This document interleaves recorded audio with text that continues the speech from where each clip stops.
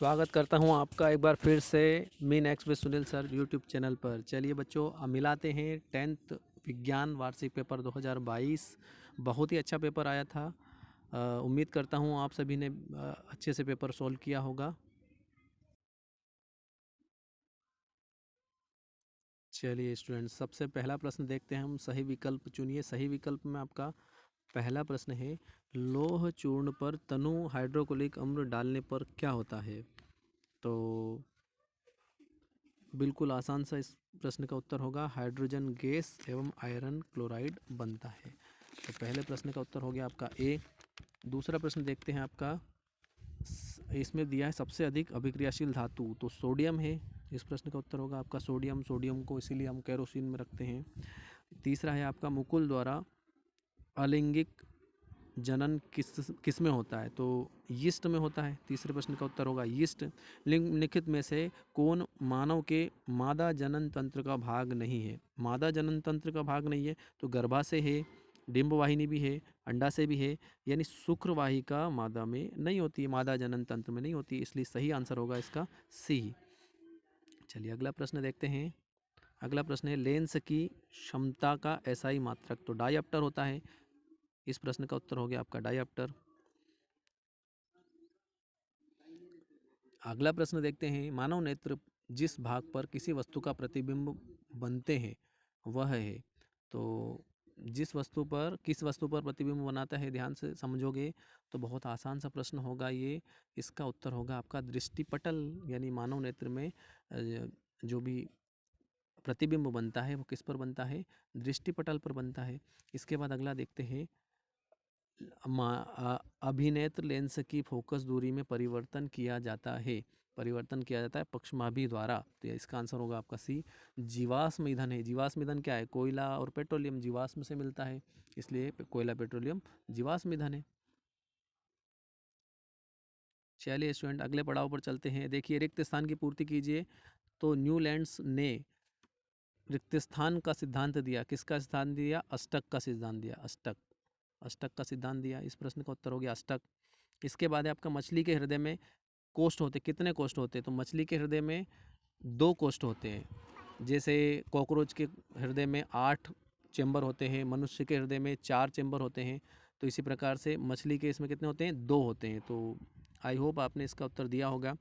तीसरा देखिए, हरे पौधे अपना भोजन स्वयं बनाते हैं। हरे पौधे अपना भोजन स्वयं बनाते हैं, तो इस प्रश्न का उत्तर हो गया भोजन। इसके बाद अगला देखिए, वायवी श्वसन किसकी उपस्थिति में होता है, वायु की उपस्थिति में। यहाँ पर आप वायु लिखेंगे या ऑक्सीजन लिखेंगे, दोनों ही सही है। ऑक्सीजन भी सही होगा, वायु भी सही होगा।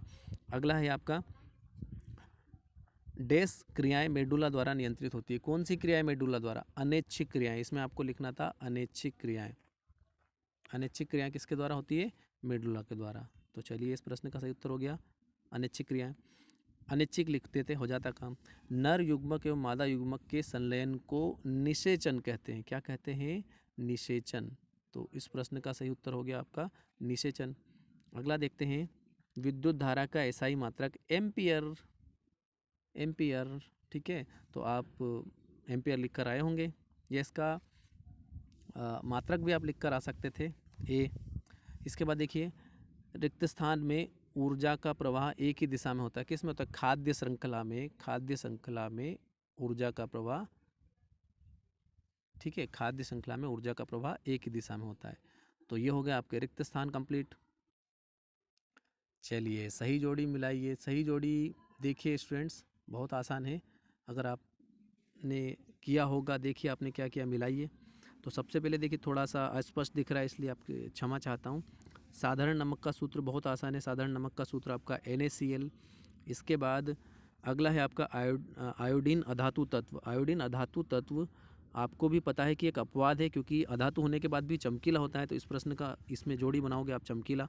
मिश्र धातु, मिश्र धातु कांसा आपका मिश्र धातु है, तो इसमें कांसा आपका मिश्र धातु हो गया।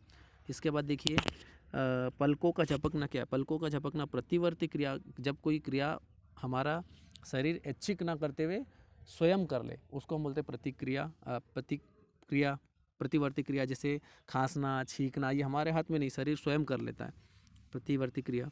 इसके बाद में प्रजनन, तो हाइड्रा में प्रजनन कहलाता है मुकुलन। ठीक है, इसके बाद चुंबकीय क्षेत्र की तीव्रता का मापक, चुंबकीय क्षेत्र की तीव्रता का मापक होता है आपका ऑस्ट्रेड।